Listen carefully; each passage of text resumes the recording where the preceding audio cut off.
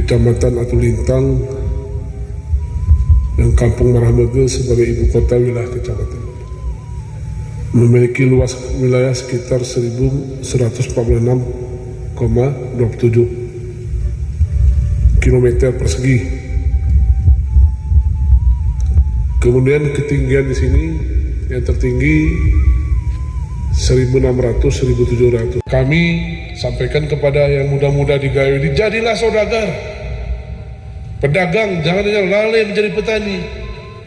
Saya malu betul dikatakan petani melahirkan petani di sini. Petani harus melahirkan saudagar, petani harus melahirkan pemimpin.